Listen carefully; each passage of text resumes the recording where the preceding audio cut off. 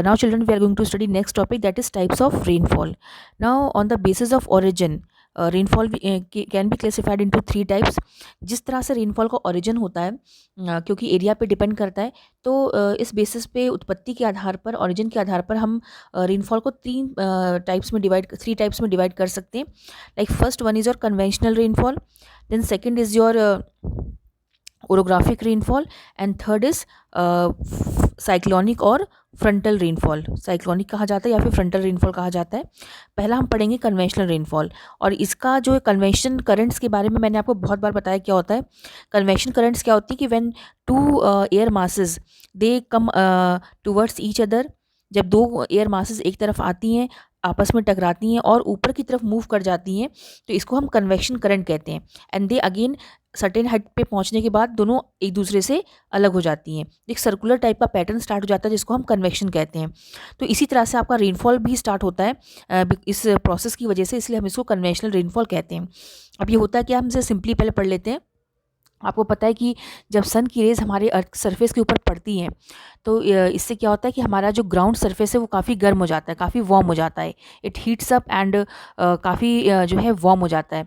Warm होने की वजह से जो हमारे अर्थ सरफेस के जस्ट ऊपर एयर की लेयर होती है वो भी वार्म हो जाती है.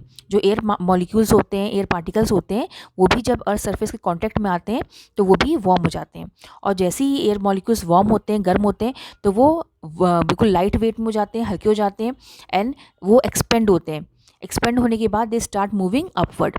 अब जैसे ही वो अपवर्ड जाते हैं, मूव करते हैं अपवर्ड की तरफ, इन द अपर डायरेक्शन, तो उसके सर्टेन हाइट पे पहुंचने के बाद, क्योंकि कन्वेक्शन करंट जो होता है वो एयर को काफ़ी ऊंची हाइट पे लेके जाता है, तो जैसे ही एयर जो है ऊपर की हाइट में जाता है, तो क्योंकि वो अर्थ सरफेस के ऊपर से जा रहा है और एयर काफ़ी गर्म भी है, तो उस समय उसमें मॉइस्चर होता है, वाटर वेपर उसमें काफ़ी ज़्यादा अमाउंट में होता है.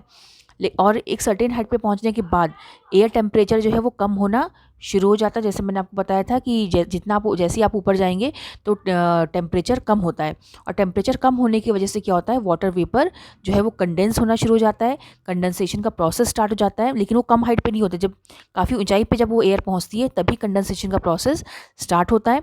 और जैसे ही वो क्लाउड फॉर्मेशन होता है एंड पूरा रिलेटिव ह्यूमिडिटी 100% पहुँचती है, एंड एयर जो है जब उसको होल्ड नहीं कर पाता है, तो it falls down on the earth surface in the form of rainfall. तो इस तरह की रेनफॉल को हम कन्वेक्शनल रेनफॉल कहते हैं. बिकॉज ये क्यों फॉर्म होता है, because heating of the earth surface due to sun rays. जब सन की किरणें बहुत देर तक अर्थ सरफेस पे पड़ती हैं, जिस एरियाज़ में, लाइक आपका इक्वेटोरियल एरियाज़ हैं, ट्रॉपिकल एरियाज़ है जहाँ पे इंडिया है, ठीक है, तो इंडिया है, इक्वेटोरियल एरियाज़ हैं, तो यहाँ पे जो भी रेनफॉल होती है it is basically due to conventional rainfall. So conventional rainfall is caused due to heating of the earth surface due to sun's energy. जिससे हमारा अर्थ सरफेस गर्म होता है, और इन टर्न वो एयर को गर्म करता है जो उसके जस्ट ऊपर है उस लेयर को, एंड देन पूरी लेयर ऊपर की जो होती है वो भी वार्म होती है, एंड एक कन्वेक्शन करंट का प्रोसेस स्टार्ट होता है, एंड देन कंडेंसेशन होता है. नाउ मैं जो इसमें दिया हुआ उसको पढ़ देती हूँ. The air on being heated becomes light and rises up in convection current. As it rises it expand and loss heat, and consequently condensation takes place and cumulus clouds are formed. वही है जो मैंने अभी आपको बताया. एक height पे पहुंचने के बाद कंडेंसेशन का प्रोसेस स्टार्ट होता है, एंड जो है आपका क्यूमुलस क्लाउड फॉर्म होता है. देखिए क्यूमुलस क्लाउड्स फॉर्म होता है. अब आप देख लीजिए क्यूमुलस क्लाउड कौन सी क्लाउड किस हाइट पे फॉर्म होता है, मैंने जो भी प्रीवियस क्लास में आपको बताया था. देन थंडर एंड लाइटनिंग होता है, जिससे कि हैवी रेनफॉल होता है. And but this does not last long. Such rain is common in the summer or in the hotter part of the day. It is very common in the equatorial regions and interior parts of the continents, particularly in the northern hemisphere. ठीक है, तो ये जितनी भी rainfall मतलब हमारे equatorial या specially in equatorial region या ट्रॉपिकल एरियाज में होती है, वो मोस्टली आपकी जो है कन्वेक्शनल रेनफॉल होती है. तो अब हम नेक्स्ट पढ़ेंगे ओरोग्राफिक रेनफॉल नेक्स्ट वीडियो में.